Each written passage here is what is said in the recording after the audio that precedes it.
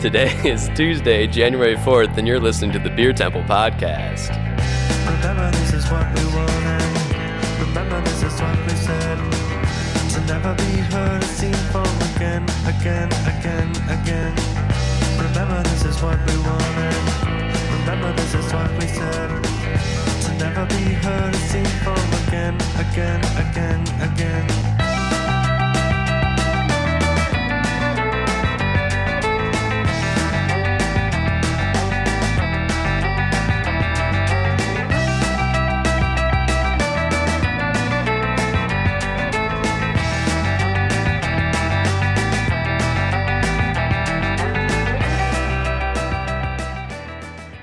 Hello, and welcome to the Beer Temple Podcast. I'm your host, Mike Shalau from Is Was Brewing. Excited to be back in 2022, in January 2022. Take a week off and I skip an entire month. I had the first intro, I said it was February, so maybe we'll see if that stays in. But yeah, we got an exciting episode today. Got an episode of A Beer That Changed My Life with someone I'm very excited to chat with. But first, I want to thank everyone at Lumpin' Radio, the fearless leaders. Edmar and Jamie and whoever's over there anywhere. I haven't been down there in a minute, but thanks to all of them. Thanks for having us on the air. And thank you to everyone listening and downloading. I'm not sure why you're doing it, but thanks for continuing to do it. Today's guest was born and raised in Chicago, Illinois. Before he even graduated from high school, he started a record label and a zine, Pivotal Recordings or Rock Recordings, and Pivotal Rage. You did some homework. I did this some is homework. great. Oh yeah, we always do a little bit of homework for these episodes. After matriculating from DePaul University, he started the Scorched Tundra Festival, a metal festival celebrating the music of originally celebrating the music of southern Sweden, taking place in Gothenburg, but has since grown into like an international event with meticulously curated days-long concerts in both Gothenburg and Chicago, as well as numerous beer collaborations to celebrate and promote the event. Around the same time he started working at Local Option, which is a venerated craft beer bar, also heavily steeped in metal in the Chicago area. He had many roles while he worked there, but most notably, I suppose, was leading the rebrand of their Beer Worker brewing extension. After leaving Local Option, he assumed the role of beverage director for Kuma's Corner, another Chicago icon of beer, metal, and of course burgers. He oversaw the beverage list, among other things, for 4 locations, if I remember correctly. Mm-hmm. Nice. And then in June of 2020, he started Heavy Hops Podcast, an interview format podcast that features conversations with leaders, curators, innovators, and insiders from the beverage and music industries. One that I listen to all the time, one that I love, one that I've been on a few times. He's one of my favorite conversational partners, a very deep thinker, and someone who I am very lucky to get to call my friend. Everyone, Alexi Front. Thank you, Serge, for the applause. Thank you for the introduction. That was very, very thorough. Yeah, we'd like to let people know who you are and gas you up a little bit and think about all the things you've done in your life, which that's not even a lot of them. You've done many more things. It's a decent summation, and at that, I'm thankful to have you as a friend. So thank you. Yeah, that's what this specifically is all about. We pretend it's about beer, but it's really about us being friends for about an hour. Mm-hmm. That's good. We can go back to being frenemies after this. Yeah. We got to go back to our Twitter wars that we get into. How have you been?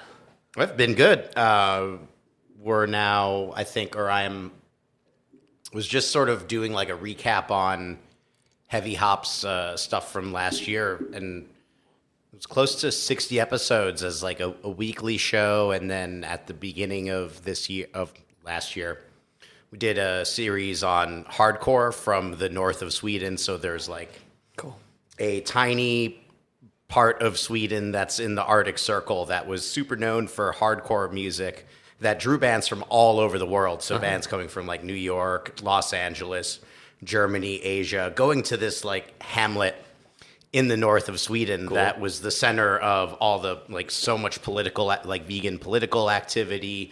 There were like manifestations that happened there. It was like a really interesting time. And in the 90s, I think it was something like 25% of the Swedish population was vegetarian, Oh, wow. if not more. I did not know and that. a good section was vegan too. So like this, it's one of the things that's like really interesting to me about the show that I got to explore on like a deep end was sort of the role of the little guy and these people over delivering, over like just really exceeding expectations in so many ways and making a huge change on the world scene for that type of music. And I think that's like one of the things that I drew from doing like an episode recap of like thinking about all the episodes throughout the year was like, I really like people that are like that sort of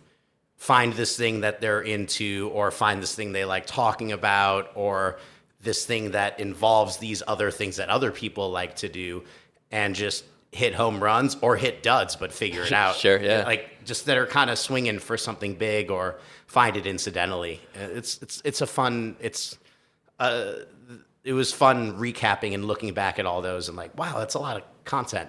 Well, in a way, that's like kind of what I love about that podcast. And you found something that's very, it's not specific to you. Like beer and metal are oftentimes, in the same venue, but the way you look at them and then the way you connect them, which you do frequently, but not in a way that is forced.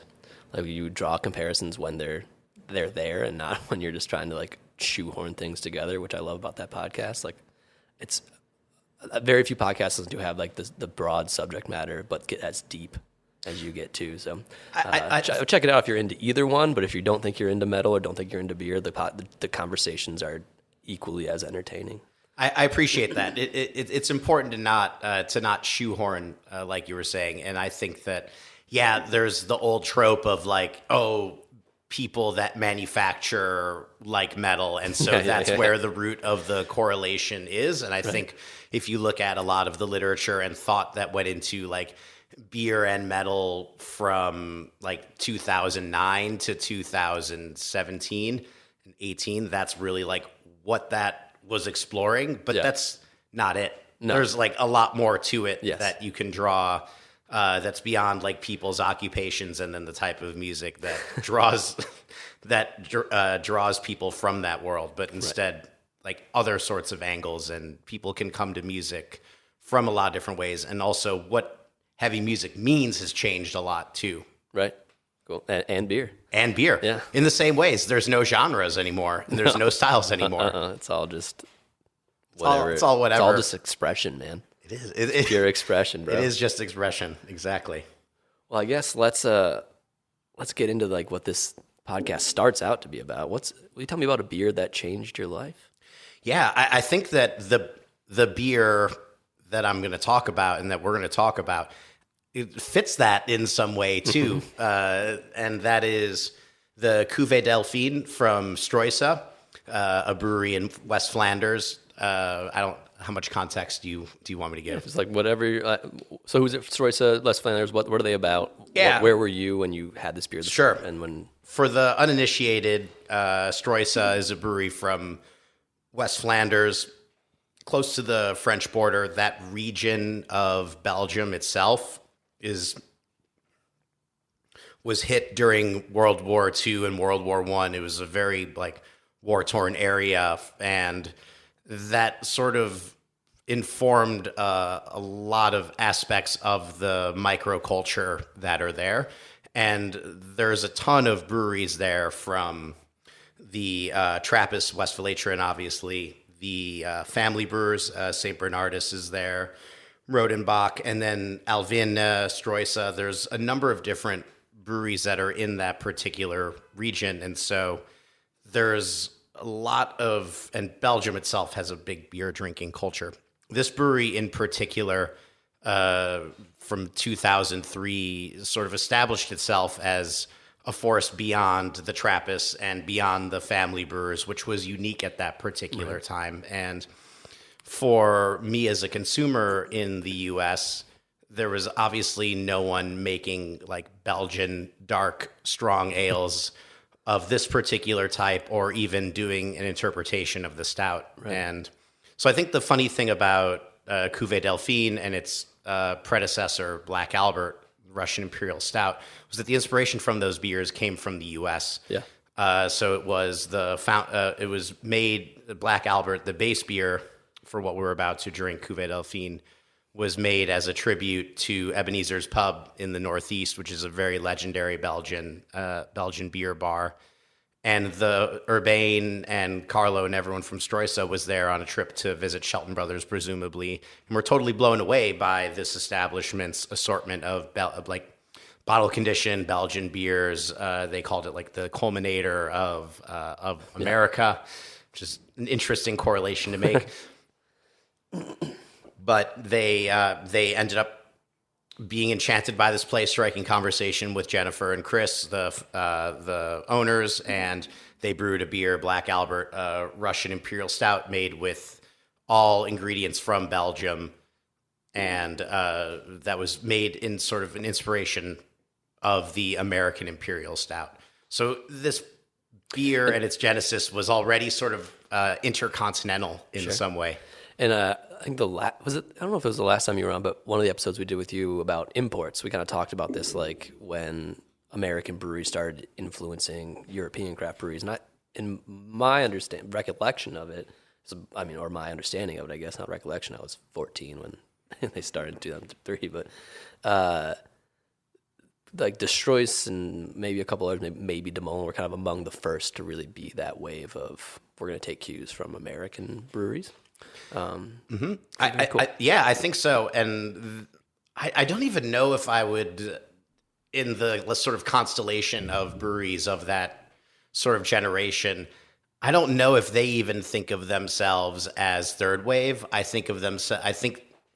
imagine that they think of themselves as a clique within the third, that preceded the third wave. Totally. So Streusa, De Moulin, those are great examples. And Narke from Norway, or from Sweden, Hamburgeriet.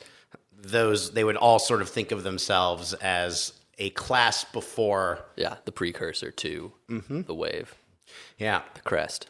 So, but they were all making big beers. Yeah. That was what was the response to Garrett Oliver's yellow fizzy beer, right? Of course. And so, but there was a lot of like local flavor and expression that came about with beers like all the De Moulin stouts.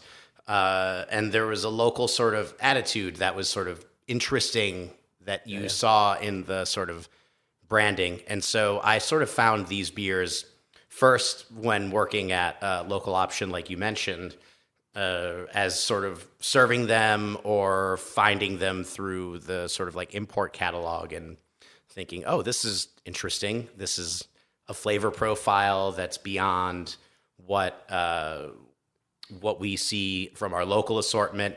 I remember the first time having Cuvée Delphine side by side with Bourbon County, which is a natural sort of thing to do. Cuvée Delphine, barrel aged Russian Imperial Stout, aged on Four Roses barrels, Bourbon County, whatever thing on whatever wood.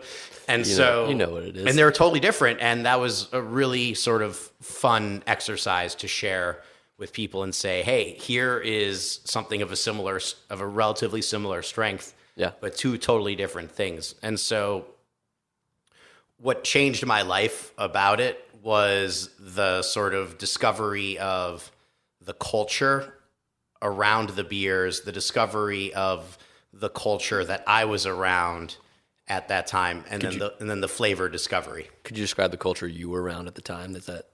Was that at Local Option? Is that where? Yeah. So this was like discovering craft beer in Chicago in 2011 to 2013.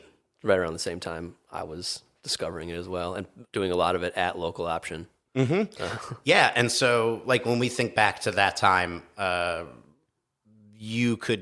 was some beer from Illinois, there was some beer from the region. It was all Three Floyds, and otherwise, to get something that was like super flavorful, it was no one locally was doing it, right? And so you had to look much further away, and as a result of looking further away, you discovered further away. Right. And like, So at the same time you started working there, I started working at West Lakeview Liquors, which is kind of like the packaged version of of Local Option. Absolutely. In a lot of ways that we don't even have to go into, but and so I had a very similar discovery period of like finding these beers, and it was that place specifically was almost always imports. There were like Pipeworks was one of like the probably the third wave of craft beer in Chicago, right? Those guys met working at West Lakeview and weren't even open when I started working there. They had left, And they staged at Stroisa before starting yeah, Pipeworks. exactly. Yeah. Like BJ had gone out there and at one point, Stroisa was the number one brewery in the world on rate beer, which is like it was a different time. It was definitely a different time, and in like a very kind of exciting way, where nothing's gonna unseat the kind of peaks of those things anymore. And I don't know how much they matter, like the top brewery in the world, like. But then it was like this small little brewery on supposedly an ostrich farm, and the West Flanders is the best brewery in the world according to people who really care about beer. Right, and that's a brewery making, sub probably at that time like sub 1,000 barrels of beer, Right. out of whether at that time they may have been contracting at Decca, which is a small facility in the region, or if they were brewing in the schoolhouse, like tiny amounts of beer. Right. But because of how the trade was at the time, it had a massive influence because there was no audience for those types of beers in Belgium beyond like any on-premise opportunity on site. So send it out to the world. And so it found a lot of people all over the world. And that's another sort of thing about the discovery too, is that it was finding the online community and discovering how people were communicating about these things and working in a place that drew these people that were talking about these beers. I remember at events that we did, the whole place would be full of people writing lengthy treatises about their beers on Rate Beer, Right. and then saving it to their notes that they would then upload on their computer at home. Yeah. Like, what a time. I remember going to a tapping of the McKellar Yeast series at Local Option. That was to think about that now. It's just like it was packed. The whole room was full of people that like wanted to try. Well, if it's saison yeast, or it's ale yeast, or it's English ale yeast, or it's lager yeast. I can't remember what the four were, but it was just like a different era of what it meant to discover beer, right? And how impactful that can be for the trajectory it sets you on for the rest of like your beer drinking career, I suppose.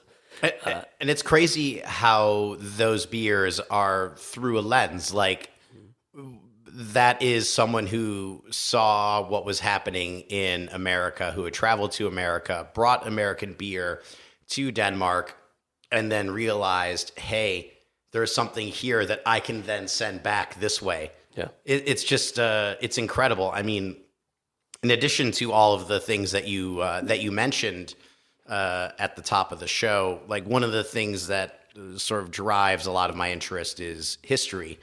And the thing that I loved about sort of modern history was the exchange of goods and ideas. And so for these different waves and ideations of beers to start in one place, move to another continent, and then back and around, and for the ideas to sort of shift and mutate is terribly fascinating to me. Totally. I find that really fascinating too. And it's really hard to understand it in a current settings. When you're in it, like when you look back on those things, it's easy to draw those lines. But I think we're in a place right now where it's kind of difficult to actually figure out what's going on with that, right? Like what's influencing what, who's doing what with it, and how is that happening? Because the visual aspect of the internet being added to like the reviews on Rate Beer didn't have a picture with them, but a visual aspect being added to the internet certainly had an effect on how beer is gone. Those lists that I was kind of deriding, a minute ago, certainly had an effect on the way people perceive what are good and bad beers now. Exactly. That's a great point. Actually, I want to I kind of want to dwell on that for a second. Is that it's not new that an online website can dictate the sale of a beverage, Yeah, no. whether it's between a supplier to a wholesaler and then to an account. It's been that way for a long time. Right. It's just not at the tiny micro level anymore of the small breweries from Belgium that dominate these lists for so long. Now it's breweries that have completely different commercial ambitions, and it's now very visual and it's highly personal, and it's so much easier to check beers in on, we could call them contemporary platforms. So there's no thought that goes into them in the way that maybe there was too much thought going into them before. Sure. We swung the pendulum too far in both directions. Yeah. But I think there's also something to do with Americans' perception and understanding of their own beer has changed so significantly since, I don't know where we want to pin it, but like 2011 or so, we'll say probably is when you had this for the first time, it's changed very significantly. Where I think back then, even then, and when before that, Belgium, Germany, they made the best beers. And then, American beer was quite derided and there wasn't that much local beer. And then over the last 10 years, local beer is best beer, hop-driven beer is the best beer. The beer from the beer from the brewery closest to you could be the best beer you're going to have because of the freshness factor of it. So the way people could relate to those beers has changed significantly too. So buying an imperial stout from a small brewery in Belgium that probably was dusty when you bought it is a different value proposition when the brewery down the block or in your town makes a barrel-aged Russian Imperial Stout, and those guys, and you like those guys, and all that goes into those purchasing experiences as well. Yeah, no, I think that all of that is really, really valid, and I think that it is a very different value proposition now, and it's the real work is on the person that's selling those beverages. That's the bartender that has those beers on draft, or the shopkeep that has those dusty bottles. There's a lot of onus on those people to be stewards of those beverages. And it's work that may have been taken for granted in the past or that happened automatically. But I mean, these brands, most of them are still going to be around after there are not 9,000 breweries here. When there's 6,000 breweries here, there will still be most of those brands that were dusty. Yeah. So, the work is there, and because those things aren't going anywhere, it's probably time to think about them a little bit more. Yeah. And there's a lot of great selling points to them, I would argue. I completely agree. I also think if your local brewery is even making a Russian Imperial Stout, right? They're not just making the three big styles now. I think there's something interesting to actually tasting someone's thoughts on these styles too, right? Like this is someone who didn't grow up with Russian Imperial Stout. No, really, no. Tasted it probably as an adult, and then it's like I want to make one of those, and getting their interpretation of it, I find that fascinating, and I love that. I like that. I'm probably in the minority, but sometimes I like that more than how the beer actually tastes. Well, the way that it tastes, I mean, there's so much within your experience with that product before the liquid hits your mouth, right? You've already, it's not like you're going into a liquor store with a blindfold on, grabbing it, opening the top, and just drinking it. You're looking at the label. Yeah. You're maybe talking to someone that's there. You're looking at it as you watch it graduate through the sales experience. You're taking it home. You're opening it. You're putting it in something, whether it's a glass or your mouth directly. You're having an experience with it long before the flavor. And so there's so many things that you can imagine about it before you even drink it. And I think that all of the little discovery points along the way make it so that it is a very real thing that the flavor can matter a little bit less. Right. And it's a component of it. If it tastes very bad, then I'm not going to have a great time. But I don't think I'm alone, and I think that it's not going to be a ascendantly big thing. It's not going to be like I want to emotionally experience what the brewer was experiencing. It's going to be the next hazy IPA. But I think that there is certainly space that's blank right now, and space that's not taken up by breweries because of the ability to know what people want flavor profile wise, and so that takes over because you're going to sell those faster. But if you build a stewardship of fans that are interested in your point of view, or like that's what Stroisa is, right? It's people that were interested in a particular point of view and wanted to see how he was going to do it. And brewer as like cult leader isn't the best way to do it, but having interesting points of view and takes on styles and presentations is incredibly cool to me. And I would like. I'm trying to do that, and I want to see more brewers. You make a really, really good point about going back to sort of this class of brewers, the class before the third wave that we were alluding to before. Mm-hmm. And I think that this is true of their American contemporaries too. Yeah. I think a lot of them viewed themselves more as artists and less as manufacturers, or at least as like artisans, right? Certainly, maybe they would shy away from the art label because some people want to recoil from that. But I think it's wonderful. Like I think not all beer has to be that, and most beer shouldn't be that. Right, but there has to be. And they wouldn't have called themselves craft in the same way either. I think that's maybe we're finding a little bit of a point between what is like artisanal and what is craft as well. Sure. Is that like craft is a volume argument, I think, and artisanal is more about the approach. And I think that people like Stroisa, DeMolin, Lost Abbey, who we're going to talk about later, Breckerdiet, who we may talk about, or we may just savor those moments off air. Yeah. Like, I think that they view themselves a little bit differently, and they approach things a little bit differently with more of an artisan cap on, as opposed to a manufacturer's cap and perspective. And I think that informs what they create massively. And I think there's a social pressure in America, at least, to behave like the big breweries behave.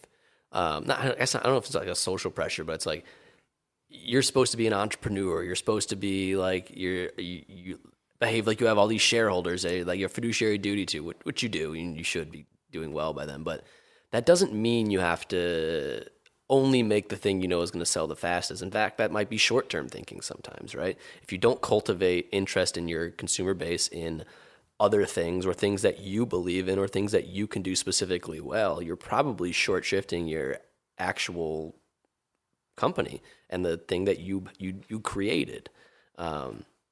You should make things that sell.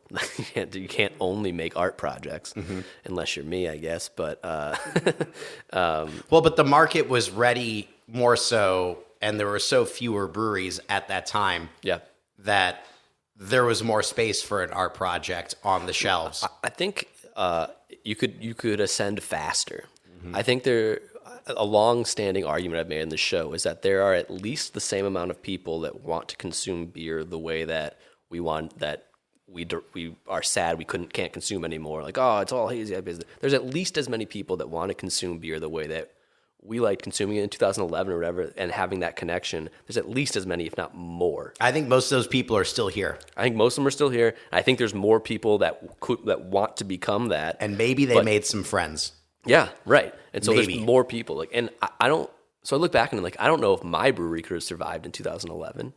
We're like we mostly only make Saccharomyces driven bottle conditioned saisons in 500 milliliter bottles. Mm-hmm. It's crazy. Now we're not huge. We're surviving, but it's like I don't think that would have been a thing in 2011 that would have been able to even sustain what I'm doing now. Mm-hmm. And so I think my hypothesis is true. Trying to figure out how big that actually is almost impossible, right? Like how big that group of people is. But the belief in it being there, and then needing something or some group of people to cultivate it in a way that it was being cultivated then, seems obvious to me, and seems like it's such an enriching way to experience beer as well. Yeah, I think so. I think even if there is no way to measure that audience quantitatively. Yeah. There's no scan data for it. It's off the radar in so many ways. We had a The people are off the radar too. That's the thing, is that I think people that want to consume beer in that way may issue things like contemporary platforms, as I called them earlier. They buy things that aren't like IRI or Nielsen rated or scanned in any way. They buy things that just are products that an artisan is making, like a cheese maker or like an olive oil maker that sells directly to the consumer, or in a, for them, straightforward and easy manner, but that's not trackable. But that doesn't mean that those things aren't happening. And in fact, they certainly are. Yep. You're still in business. Mm-hmm. Stroisa is still in business. Yep. Lost Abbey's still in business. Brecardy, it's still in business. Narca is more people want it than ever. Unfortunately, they're not making it. But so that was a choice of personal decision. The business wasn't working. So there's still demand for all of these products, and I think that now more than ever they actually stand out from in so many ways, from the packaging proposition that they make in choosing bottles, in the size format that they choose in the bottles, the construction of the beverages. Like, these are sort of timeless, tried and true constructions for beers. And the flavors are timeless too. They've been around for much longer than lactose abominations. Well, one of the funny things when I was doing a little research for this episode, when you told me what beers you were going to bring in, is the verbiage used around these beers, I think, is still being used, but is meaning something completely different. Like, we're drinking Panapod right now, but the Black Albert and the Cuvée Delphine, those are talked about how they're like huge, massive, big, like super sweet. And we haven't had the Cuvée Delphine right now, but I can imagine when we drink it, it's not going to be sweet by modern standards. Mm-hmm. So it's been interesting to watch. It's the same language, but the liquid has been escalated over time. Mm-hmm. Well, there's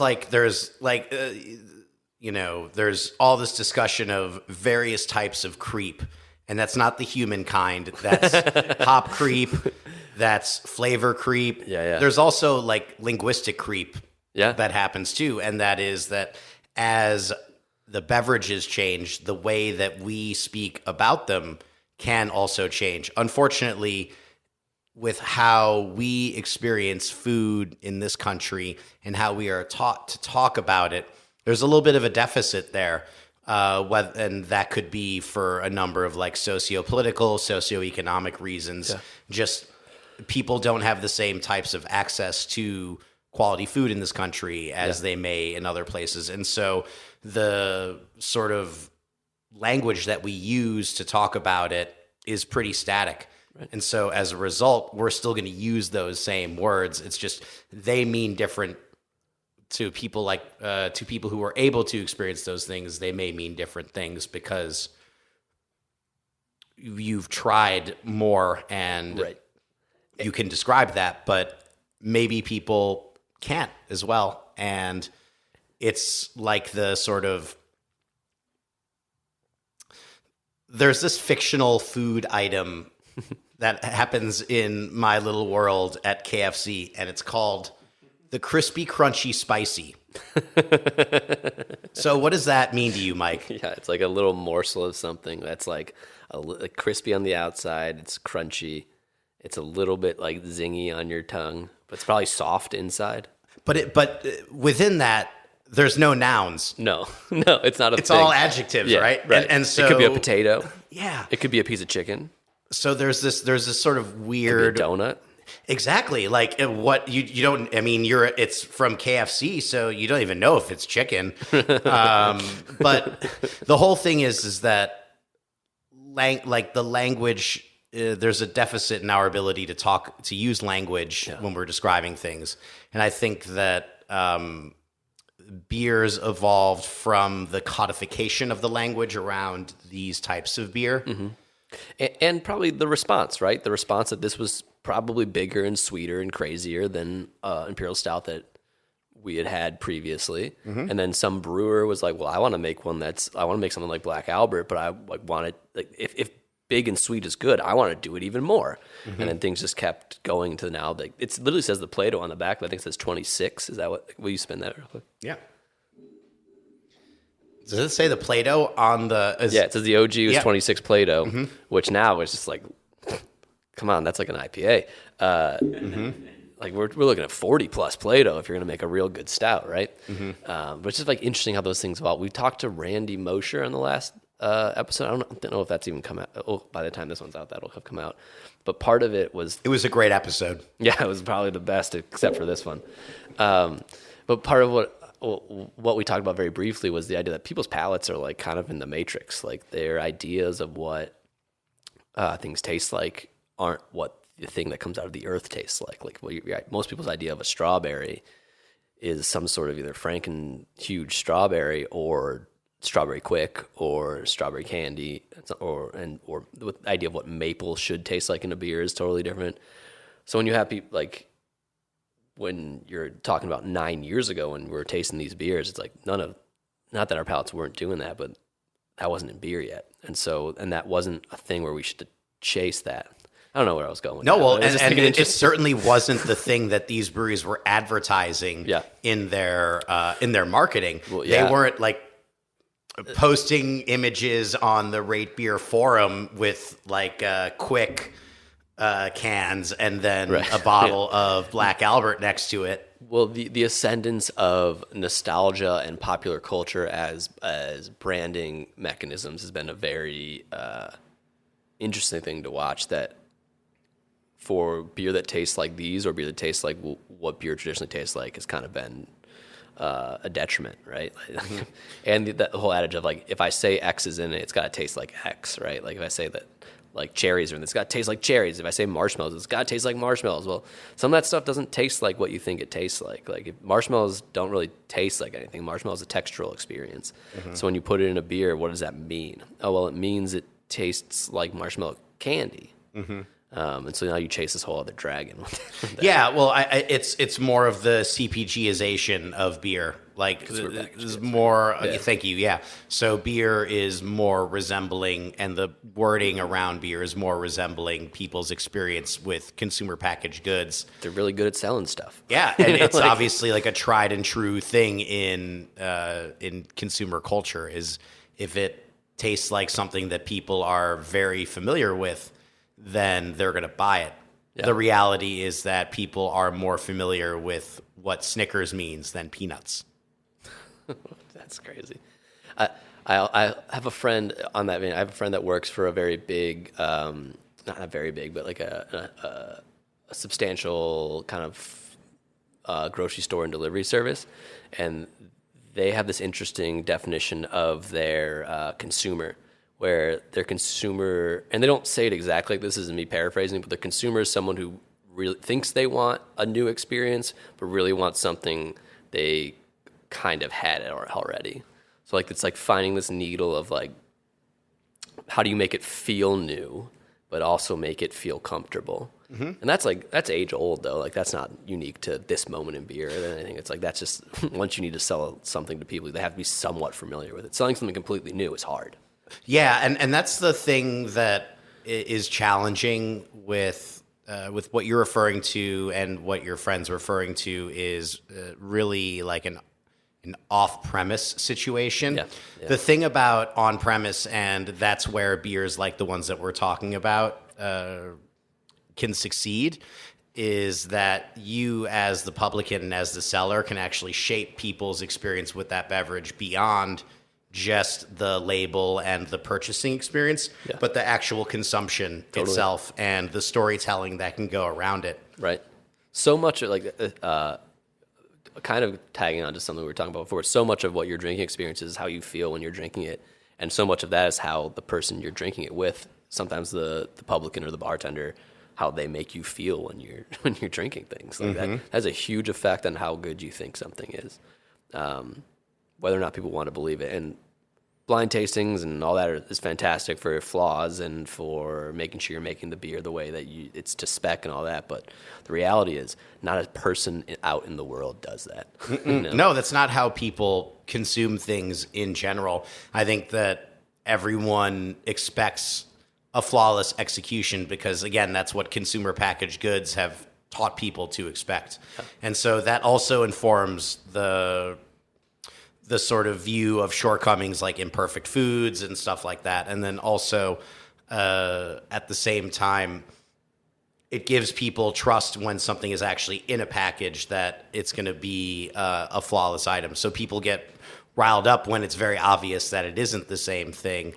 But also, there's like a shaping that you can do. I really want to talk about this. Maybe after the break we can talk about it. But like the things that you can do as a sort of to create an on-premise experience with these things from a sensory standpoint. And we're back. Welcome back to the Beer Temple podcast. We are vaccinated and evacuated now. We're back from our little break. And we just poured the beer that you actually said changed your life. How you feeling about it? I love it. I was in the break. I was talking about having a bottle of Black Albert. So I'm going to talk a little bit about two beers. So Black Albert is the base beer that was the Russian Imperial Stout inspired by Urbain and Carlo's trip to Ebenezer's Pub. Mm-hmm. We talked about 20 minutes ago. This is the barrel-aged version. This is the beer that changed my life, and that is Cuvée Delphine. Yeah. So this is the Black Albert aged more than a year on Four Roses barrels. At the first time that this beer was made, I think it was maybe 2014, 15. It was actually really hard to get American wood in Europe. Most of it went to probably like whiskey distillers. In 2014, probably buying a bunch of it at Bourbon County too. Yeah. So I think for someone small like Stroisa to get Four Roses barrels was a little bit of an accomplishment. Mm-hmm. And so naturally, as you do, putting your biggest beer in those barrels made a lot of sense, a la the mentality of the time. And so Cuvée Delphine, it's a funny thing where they wanted to make the beer, they wanted to call it, I think, Four Black Roses, or they wanted to incorporate the name Four Roses, and Four Roses said, no, please don't do that.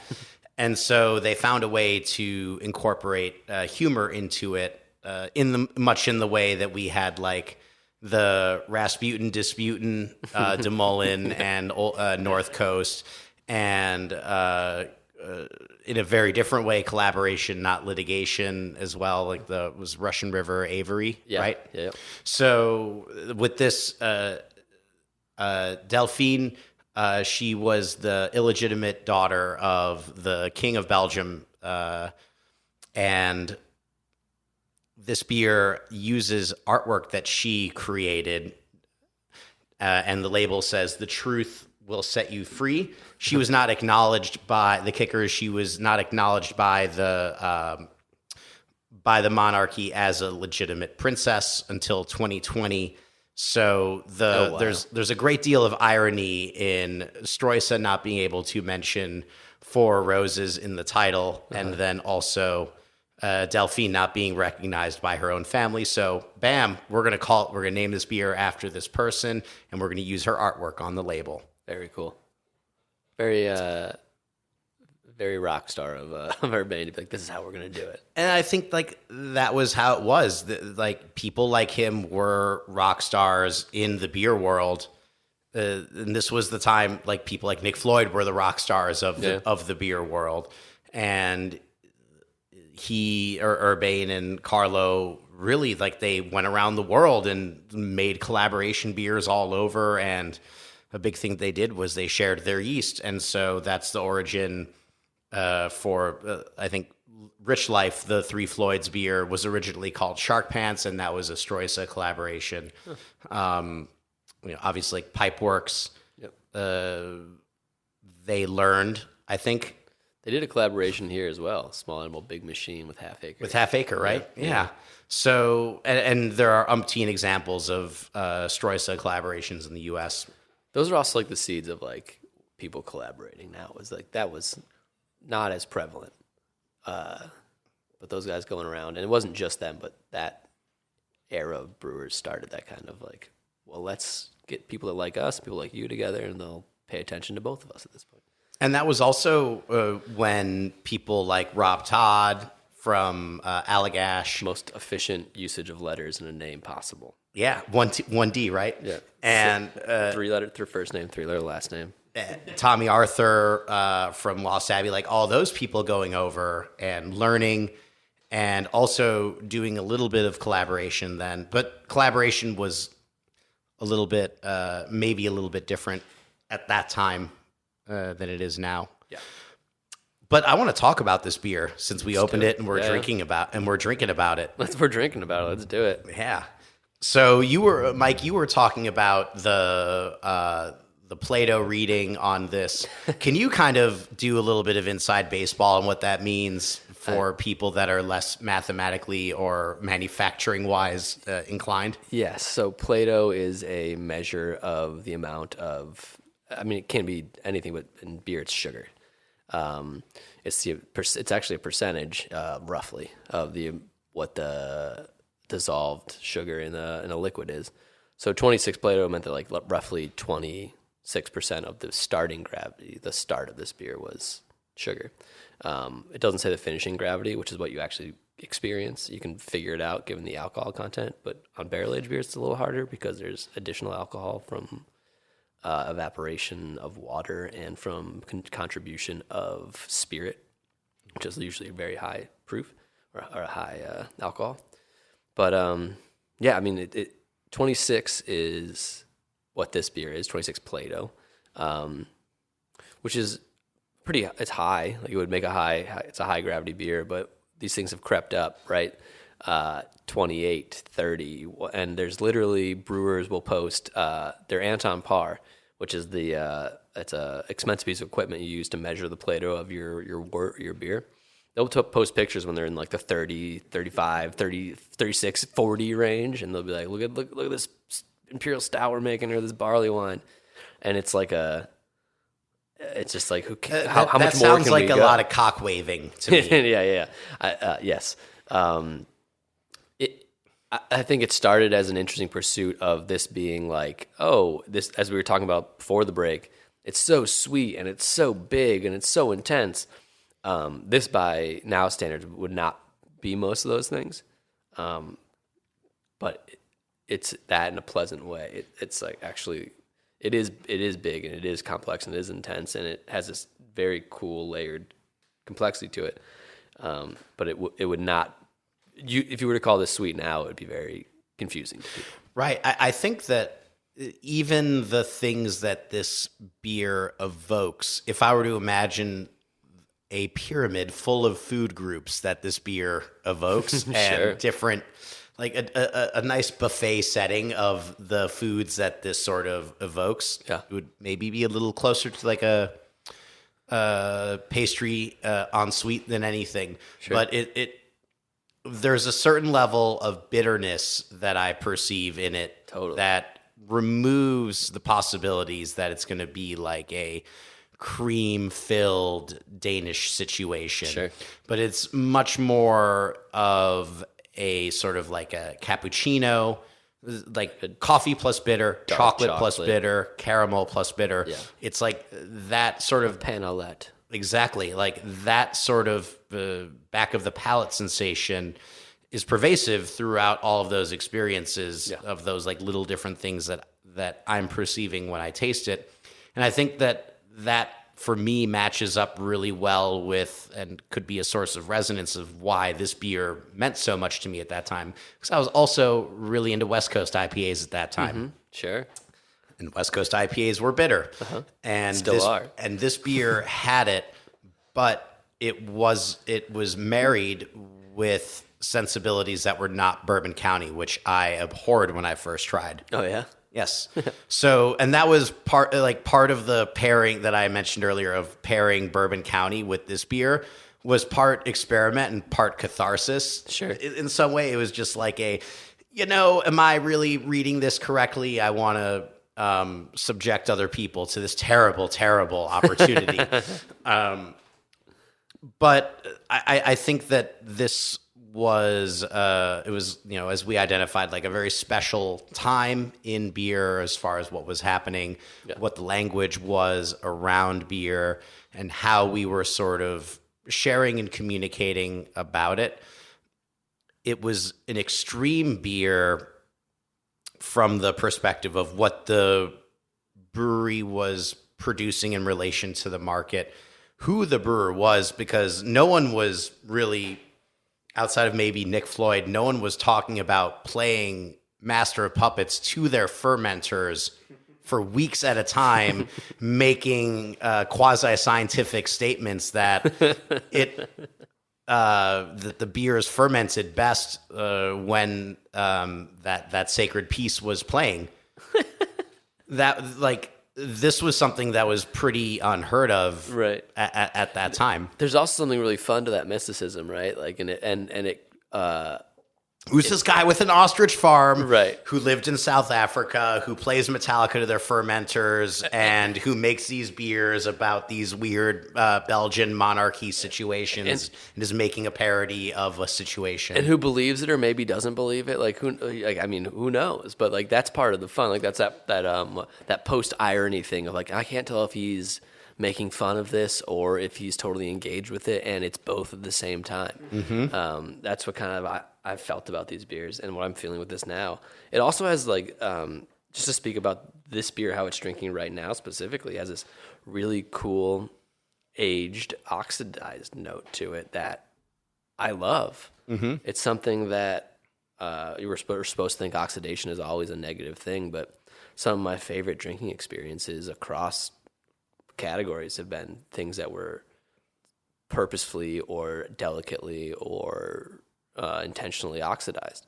Like, I'm a big fan of like Jura wine, and not that this tastes like Jura wine, but it has this, like, this was actually aged. It wasn't just like flavored with a bourbon barrel, and it's exactly how it would have been if it was fresh. And tasting that makes me feel good. Like, it makes me feel happy about the decision to drink this, and like the idea that this person put time into this. Like, that's, we made a beer with Hop Butcher called What Does Time Taste Like? And that was, again, one of those like kind of like half ironic, half sincere things of like, what does it taste like? And this is like, that's one of those things, as this, like, it's not cardboard, but it is like this oxidative quality that would be deemed a flaw in a lot of other beers. But this is a beautiful example of how that can be an attribute in a overall flavor profile. And that's a testament to the sort of construction of imperial stouts in that moment of when this beer was conceived of and what was status quo at the time in terms of what you would put into those beers. There's another component to what you said that's interesting, and that is that I fully agree with, is that oxidization and all of these sorts of like sensory terms are broadly applied by the public and insiders in the beer world as positive and negative, but they aren't really those things. Right. There's actually like a flavor spectrum that you can talk about and map out according to your own experience that doesn't have to be positive or negative in any way, because whether you enjoy it or not is subjective to your own context and what you're applying to what you're drinking. So with this, it's a really, really great thing because, one, the beer is intended to age. Right. It was made at a time when there was an expectation that the beer would be aged, whether on the consumer's end or in transit or what have you. That was a consideration. Also, I think that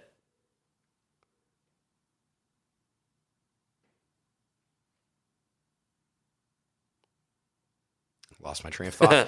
So no, I got it. Urbane was telling me about the origin of his yeast strain. That he got it from throwing a plum into wort in the 70s. And so if you think about how this thing could have come through the generations of of being used over time, and assuming he was was doing things in a somewhat scientific manner, you could see that the core of his yeast profile actually does have plum notes to it, and that's what you can get out of an oxidized out of a beer with this type of length of oxidization as well. That's bonkers. Like that's I don't even know how that would, and it's not a wild beer. Like he just isolated that. That's the mysticism, though. But that's the thing. That's the thing about the stories, right? You kind of know he's like, I don't know if that's like, but I choose to believe it because it's a. I'm in for version. it. Yeah. I mean, am I going to question this guy? Like, what authority do I have to question this person that has made the best beer in the world over and over again for the last 7 years? Well, it also may be that like Werner Herzog idea of like the ecstatic truth versus the actual facts, where there's something that is more interestingly true. And that this might have been something that was from a plum, like that maybe he didn't put it in the wort, but maybe this yeast a long time ago did that, or that this tastes like plums. So it's better, it's more interesting and engaging to believe that story might be true, whether or not the facts of it are true. And I love that space. I love existing in that. And that's like a weird thing about how Belgian beers are marketed too, whether it's by the Trappists or by the Belgian family producers, is that there always has to be this level of unknown and of mysticism and romanticization. Yeah. And it's interesting that someone who really railed against a lot of that is still finding some utility in the weapons that he hates. Sure. Yeah. The best. This tasting great. I think before we took our little break, we teased ways that you can curate an experience for people at a bar. Yeah. Would you like to talk about that a little bit? Yeah, let's do it. Yeah. So you have a lot of experience doing this. So start by ordering a bunch of beers from an importer that doesn't exist anymore. No. So drive to the warehouse in Massachusetts. Break in. I mean, the thing is when people go somewhere and they spend their money to sit and have an experience somewhere, and this was true before the pandemic, but I think it's especially true during and well into the future. People value their time, and they're very careful about and cautious and respectful in how they're using their time when they're not at home. And you can really make someone experience something very special and share something special with them when they are in your establishment. And there's so many different ways to do that. But if we're to talk about curation as sort of the vehicle of doing that, you can do that through so many ways. I think a lot of people will choose the things that are local and the things that are sort of ubiquitous or familiar to the customers, because during this time we found that people wanted things that were familiar. And that's cool and that's fine. And I think that can be great for some businesses. But sometimes when people leave their homes, they want to be surprised and they want to discover something. They're not leaving to do the same thing that they did at home or that they can do at home. And that probably means that they don't want to drink the same thing that they could pick up as a hazy 4-pack for $15. Sure. Or the same thing that they can buy on draft for $7 for a 12-ounce glass. That can mean that they may want to spend a little more and have one thing and really enjoy themselves. But that has to be done with a level of care. And that comes down to the knowledge of what you're selling, the care in the assortment of the journey of the decision-making, the sort of understanding of what it is that you're selling, how you're presenting it, and how you're shaping that experience. And that's a lot to do. But if you do all those things really well, you can completely change people's experience with beverage. Yeah. Do you have like a example you like to point to of you curating a list that you thought would be able to bring people down this path, or training staff in a way that would get them to engage with the consumer in a way that would open them up to things? I think that staff training, in the sense that it coming from the organization and not from suppliers coming in and doing the training, is really where you can hit some home runs. And I'm speaking to retailers here, but that's really where you can get a home run in terms of getting your staff to buy into your business and buy into the product that you're selling. Because if you have someone else come in, like, that's fine and they're exciting, but that wanes off. But if you are demonstrating the excitement as the manager or as the publican, and you're taking ownership of what you do, and that beyond all the other things that they don't see, that's really important. I think that the events that we did were really a lot of fun. And I think of events such as the one I alluded to, where we had Cuvée Delphine, Black Albert, and a couple of different Bourbon County that were aged with similar age statements as the Cuvée Delphine. So we got the Cuvée Delphine because you never know what year it actually was made when it went through all Part these of the hands. mysticism, Alexi. But once you get the keg, you can figure out the fill date, and then that was when no one still cared about Bourbon County, I guess, or knew, or there weren't places that made us such a fuss about it. So you could ask them, I would like a keg of Bourbon County from this year. So we did an actual sort of horizontal and vertical, I guess. It was like an XYZ graph. Yeah. Of Fourth different, dimensional. of different barrel-aged beers. And the educational thing was for the consumer, was getting people who were there for cherry rye or whatever, getting them to actually try something like Cuvée Delphine. Yeah.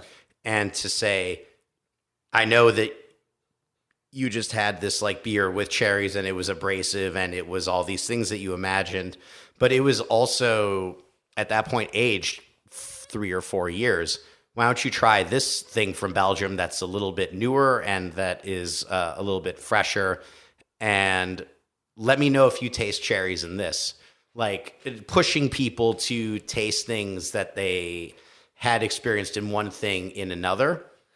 Which is, I think, something that you're into too with your own beers. But definitely. But I think that like getting educating the customer, was something I really enjoyed a lot, and also just sharing my excitement about the things that I was tasting. Like, we just tapped like the night before. The best time to come to Local Option was the night before the event, because we would tap everything the night before. Mm-hmm. And if you were there when we were bleeding the lines, you got to taste everything.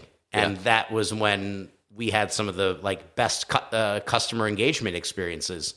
Well, I'm going to go back to something you said about like serving someone Cuvée Delphine right after giving them cherry rye. I mean, like, do you taste cherry in this now?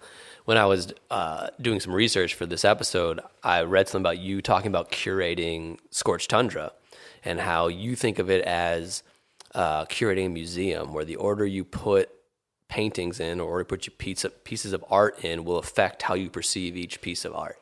And so this is that's chalkboard art too. Same thing. Well, it's all same exact thing. But to make these connections of like, you think about how you've brought this thing in from like how you curate a museum, like a fine art museum, into how you curate your lineups for Scorched Tundra, into how you curate drinking things for people, and how making these connections that these are very different mediums. One is based in moving through a physical space, one is based in moving through time, and one is based on your the perception of your palate based on things that have come through, which I guess is also time, but a physical perception, and how all of these things are different ways you experience stuff, but you make this connection of these are things that someone created for purposes of pleasure, and the way you order them is incredibly important. And some of it's like from how all those things that you said I've never thought of putting together at once, but it may help to explain that, like, when I was formulating a lot of the ideas for Scorched Tundra, what it was going to be and how I was going to imagine the curation was at exactly the same time that I was also thinking about curating all of these beer lists.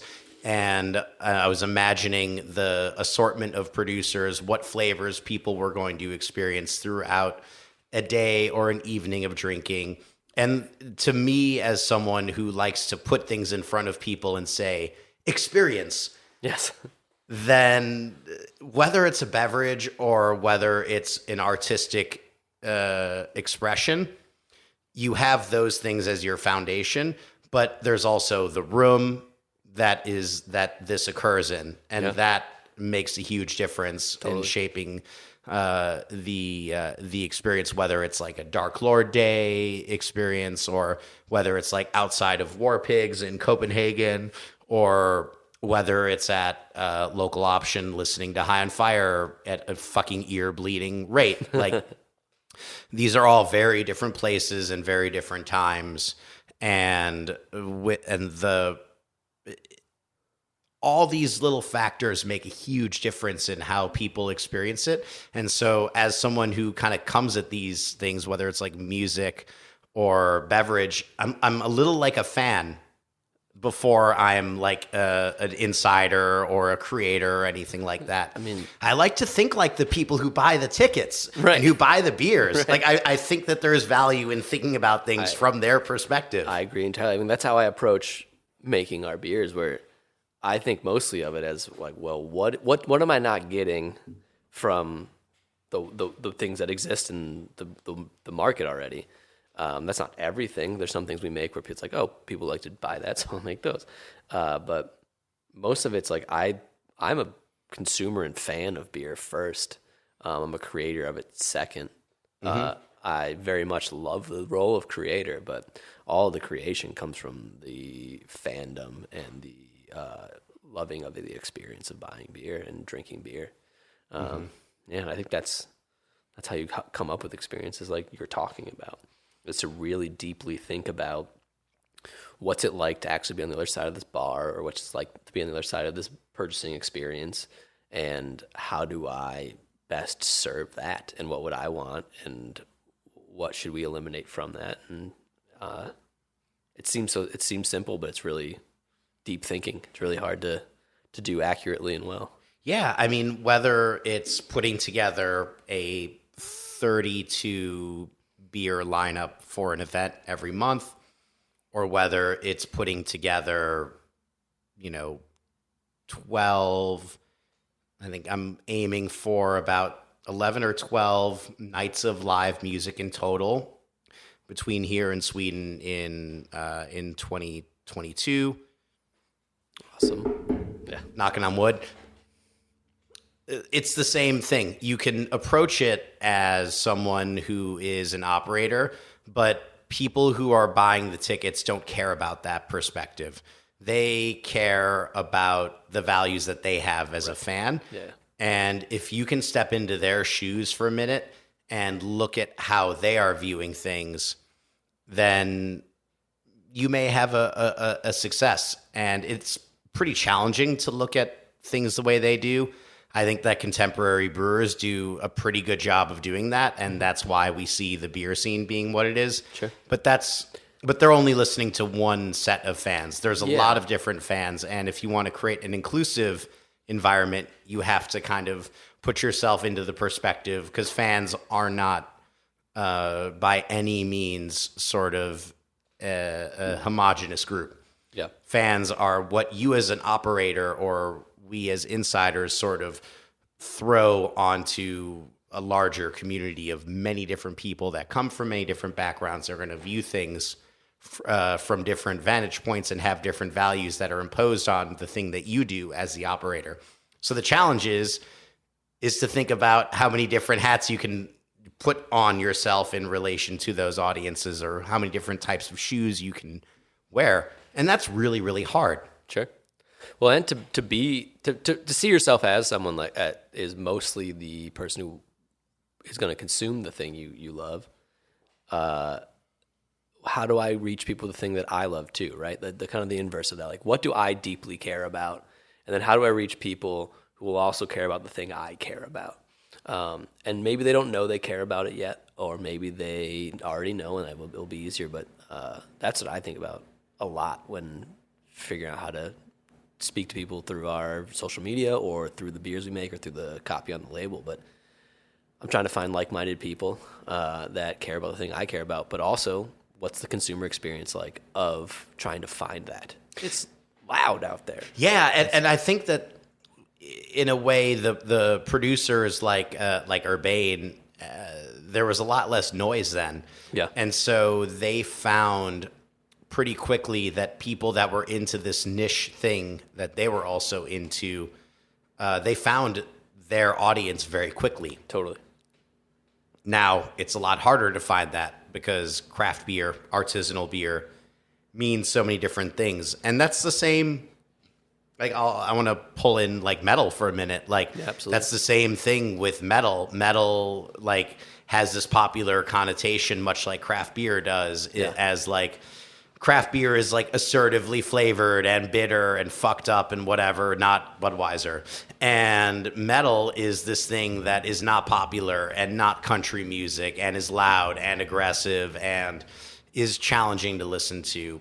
But there's, but so much of it is all of the nuance, and there's so much more that's happening that's transcending the traditional style categories within beer, traditional genre categories of music. It's like we're in the post world. Right. Well, this is something, again, when I was doing some research on what we're going to talk about today, you booked a band, Yellow Eyes. Yeah, and this, it took forever to make that happen. Right. They don't play out a lot, right? But No, also, they I read an article talking about you booking them, about how they make accessible black metal and how black metal become this kind of, or quasi-accessible black metal, and how black metal had kind of turned into this, like, if you're not making almost unlistenable, photocopied, like, covers, like, you're not really authentic. And I remember when I was on your podcast, we talked about how I got into black metal for about a month and a half during the pandemic. Where You I was had like, your moment. Yeah, I was You're very proud of that moment. Yeah. You know, and it's when, again, on that podcast, I said, like, I listened to it almost exclusively for a couple of weeks, and then I didn't really listen to it again. You had upside down crosses burned into your forehead, if I recall correctly. My girlfriend was like, "Why do you keep talking about stave churches?" And then I haven't listened to it since, but the idea that, like, something starting as, like, these, like, kind of guys at this record shop that had, like, a very insular thing that just expanded, and then the authenticity or the true of it, or the skull. What's the other one? The skull? It's just I don't remember what the other phrase is, but what it means to be authentic in that space narrows and becomes isolating. Because it's only the vision of those people. They're the gatekeepers. Or it's only the vision of what you think their vision was, right? Because those people kind of, like, killed each in the other case a of black lot. metal, Yeah. they did kill each other. But in the case of genres where they didn't kill each other or themselves, it does become this weird echo chamber. You're right. Where the originators created something, and then there's the periods of worship. But there's also, like, a ton of innovation that happened in early death metal and early black metal that is discovered at different times based on the cadence of the cadence. Cadence isn't the right word. Based on the, like, evolutionary track of that genre, there's going to be certain times when tastemakers look forward, and there's going to be times when people look back. And so the looking back is when you find that innovation that occurred in the 15th song of this weird grindcore album, in the 30th second, this one thing did this one thing, and then that led to this other black metal band picking up on it, and then so, like, you can look at it at that, like, micro level, but it's also this sort of thing that's, like, artistry, and it's beyond, like, the gatekeepers. People are just making music. I really don't think that the people who create music, and I spend a lot of time talking to them on the podcast, and I've worked with musicians for a long time. I think that a majority of them don't like the labels that insiders put on them. I don't think that they would love making beer and having to call their things IPAs or imperial stouts or anything like that. Well, they're truly creative people, in particular, like, find labels like that almost entirely descriptive and never prescriptive of what they're supposed to do. Beer is in an interesting place where it's tied up in commerciality and commercial necessity. Well, not that music isn't, but that you have to label these things. And legality. The government is telling you. That's the difference. Yeah. The government is telling you. Well, in metal, it's Nielsen telling you. Right. Which, if you're not even picked up on that, it doesn't matter. Nielsen sound scan data. There was an episode where Don Bixel was on, and he now runs like a data company, and I was like, "Can you look up Cezanne?" Didn't even come up in the data. It was like, so I'm free forming it out here. Well, you're not sold in Walmart. You're not sold in all these established. Right. You're self-distributed, and you're not in those places where the scan data registers, right? And when I talk to black metal sold in Walmart. Is it really? Yeah, that's beautiful. There's a T-shirt that I love in a really weird way. It says on the chest, "It should have been Lars." For those that are Metallica fans, will understand what that means. That is sold on Walmart.com. Do they know? Do they have any idea? So you could be sold at Walmart in the future, though. If they're selling "It Should Have Been Lars" shirts, yeah, they could definitely add a Cezanne. That's got to be straight. And then Don would pick you up. Yeah. Straight algorithm, right? Yeah. Like, oh, people want to buy this shirt, and they have no idea why. And then is like the next recommended purchase. Yeah. Oh, you're this subversive person. You would like Cezanne. Yeah, we're very anti-bad drummers here at at Iswa. Yeah, just like that's. I can't get over that. Sorry, that was not meant to pull you out. Well, just thinking of the things that Walmart won't sell, and then this death wish on someone is a good selling T-shirt for them. It's fun. But okay, so there are these styles of music, there are these styles of beer that are under the radar because Nielsen SoundScan isn't picking it up, or right. the Nielsen IQ of beverage isn't picking it up, right? And this is the nature of that, the idea of the long tail, right? Is that there's going to be so many things, and I guess it's not perfect analogy for that, but it's the nature of the idea that in a world where you can reach directly to people, there's going to be a bunch of stuff that is very, very small, but survives and does good business, and that not everything has to be IRI scan data, and that's a space I think in which you do not have to behave in the same way as the people that need scan data, and that's how they make their choices. Right. That's only one measurement. Right. For the activity in the world of consumer packaged goods, music, all of it. That's one measurement that certain retailers have opted into. Yeah. That has nothing to do with Stroisa and Bourbon County being put in front of you side by side in a little bar. No, and it doesn't speak to how you create deep connections with people either, which is, I think, the majority of craft breweries are in the business of creating deep connections with a small amount of people. That's there's no way there could be 9,000 breweries if that's not the actual business we're all in. Right, and that's the beauty, to tie it into the sort of on-premise thing that you suggested, and that's really where the connection can and should be made for people with these types of beverages, is that if you're making something that's intended for a small audience and expecting it to be sold at Walmart, like next to "It Should Have Been Lars" T-shirt, you're wrong. Yeah, it's not the maybe not the you're move. right if you're like Stroisa, but then you're wrong, and it's an accident that you're there. Just like Cantillon being at Walgreens is an accident, right? Like Beautiful accident. The whole thing is that there's a right place for your product, and find it and own it instead of taking it for granted. I think that's beautiful. Should we take a break and then open other things? Yeah, let's take a little break. We'll open the last bottle and then close it out. Welcome back to the Beer Temple Podcast. You listen to a beer that saved my life, changed my Oh, life, save my life. Oh, changed my life. that's a different beer. With our guest Alexi Front. How you doing? Welcome back. Hi. Yeah, I think we're on like you brought 3 beers that changed your life.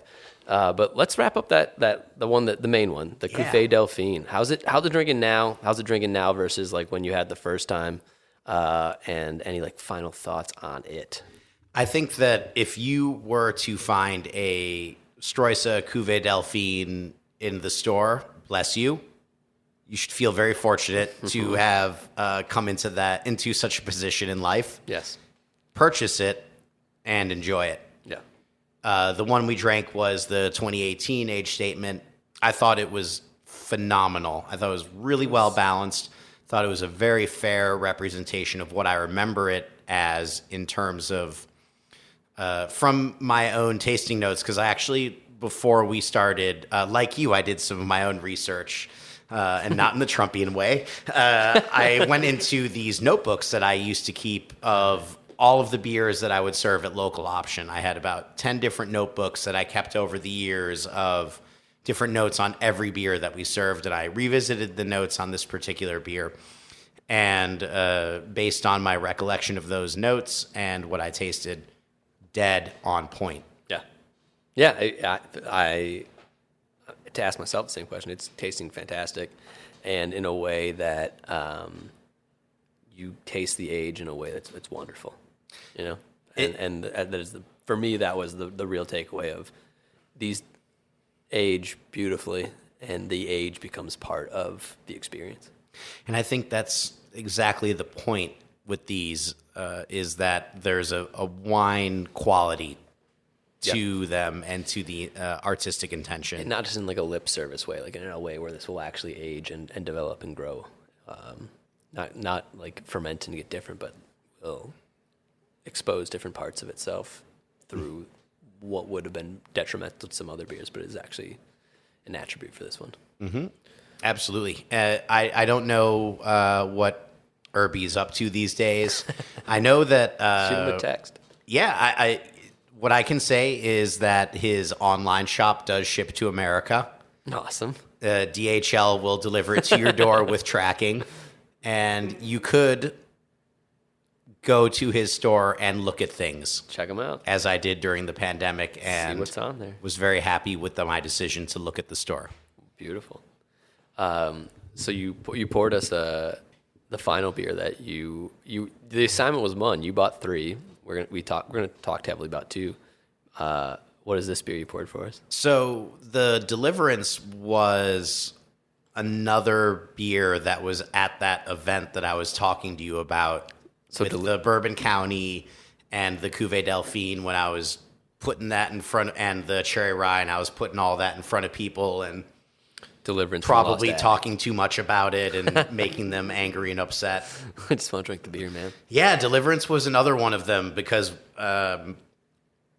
this is a beer that's a blend of from Lost Abbey. I think I mentioned Tommy Arthur earlier as sort of a important innovator in American craft beer that looked to Belgium for a lot of his inspiration. And Deliverance comes from like a sort of an interesting sort of West Coast tradition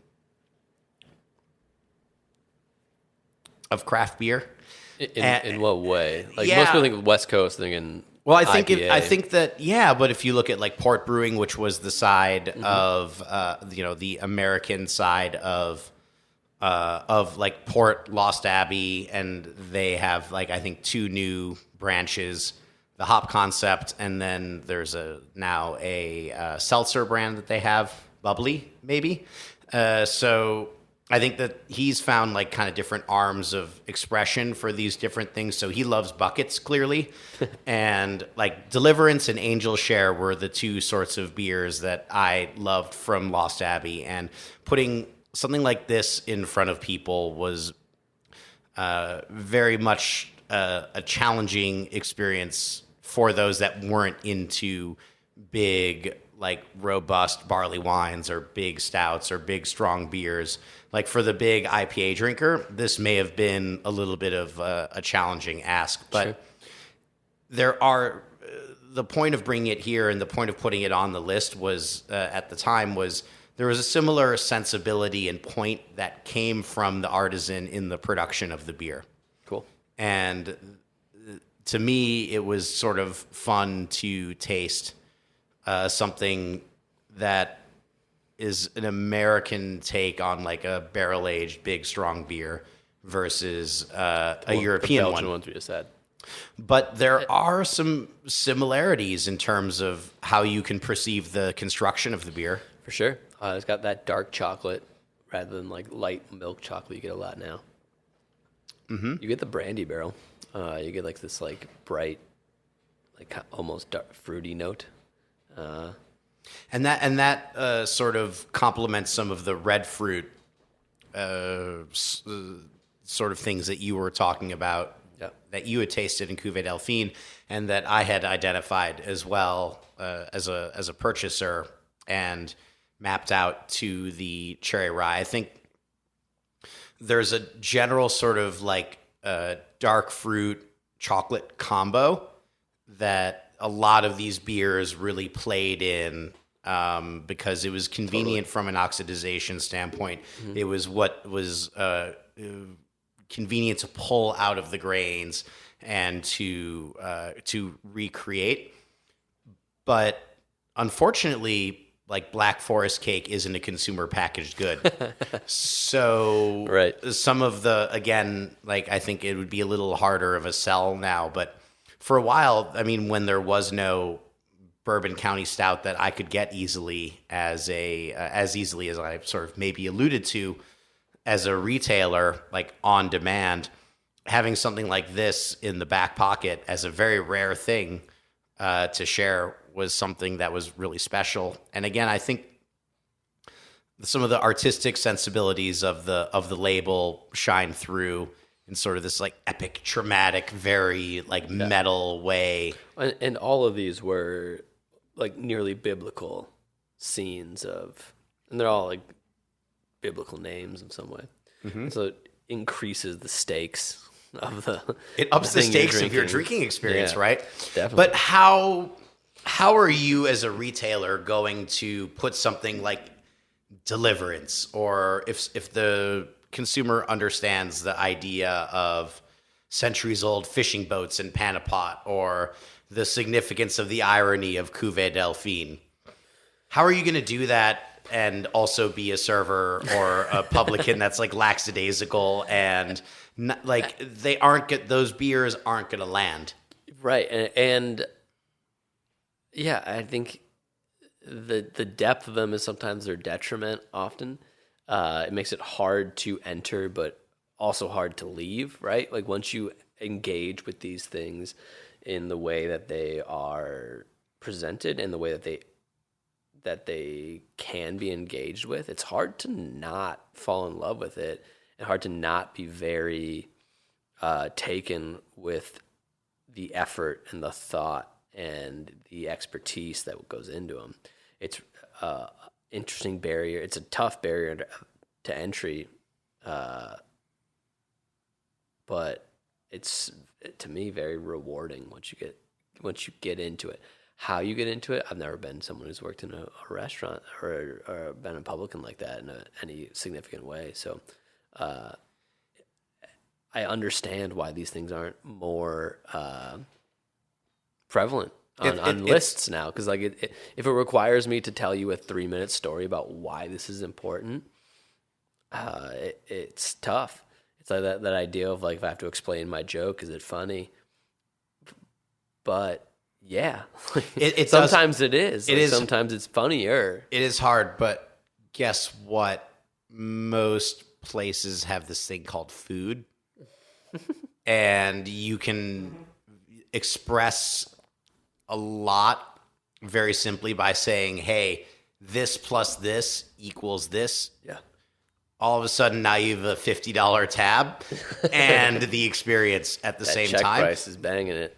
But But that's also a very hard sell in some ways because you have to get the buy-in on the. Once you have the trust, you can do that, and that's obviously like a big part of it. But you understanding and trusting and having that good food is a really important vehicle for selling great beer, and that was something that I focused on a lot in education when I worked at Kuma's. Was in order to have these great, expensive, rare, or awesome, or big beers, or whatever the case may be, because it was a spectrum. It was, look, 70% of our sales are actually food. You're putting food in front of people. They're all coming in because it's a big burger, and then they're staying for the drinks. That's the idea. So now the beverage is actually the thing that you can use to shape someone's experience, because it's a given they're coming for the burger. Right. They're only getting one burger. They're definitely only getting one. So one nap maker. One nap maker, one, whatever, insane amount of meat. But the thing is that they don't have to eat all of it, but you can shape their experience with all of these other touches that a beverage program or that beer specifically can offer.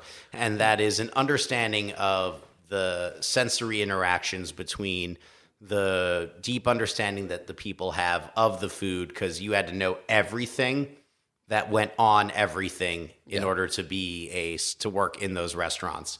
And from my perspective, you had to know so much about the interaction of food and beverage.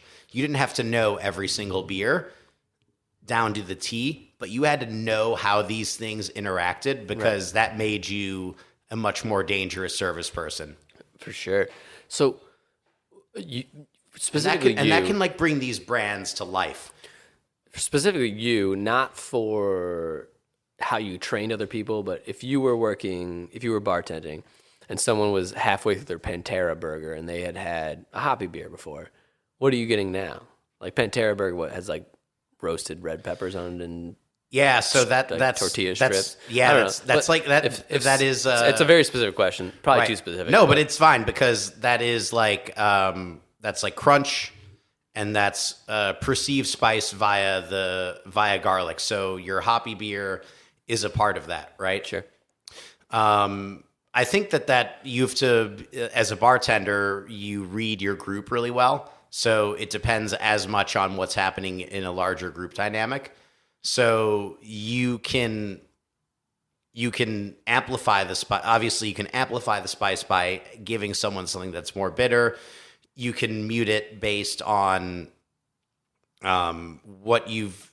It's more about like what you've perceived of the conversation. So being a good server and being a good bartender is just as much about delivering information as listening and seeing cues in people and being able to read them.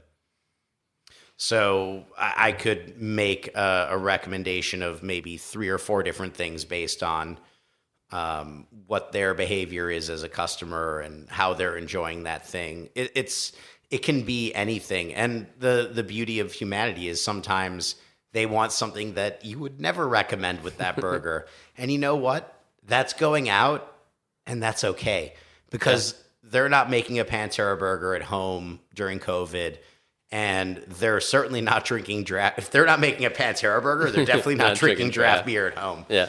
And so it's cool to embrace that as well, because as you work in service, your hope is to be also a sponge and to learn from people, because you're in front of them all day. You may as well learn something. Love that. Well, Alexi, I feel like that's a wonderful place to end this. Always be learning. Thank you for coming on. Thank you for having me. This was amazing and such a pleasure to open these beers and thank you for to share them. I hope, again, if you want to like try the Cuvée Delphine, you may visit Stroisa's online shop, and they may ship via DHL to your home. Where can people find you in Scorched Tundra and Heavy Hops? Where can they look for you? Yeah, so if you visit scorchtundra.com, that's where you can find information about the festival and all of the co-promoted shows, whether here or in Sweden. And then Heavy Hops is Heavy Hops and all same on Scorched Tundra across all social media. And you can find the Heavy Hops podcast on scorchedtundra.com or wherever you find podcasts.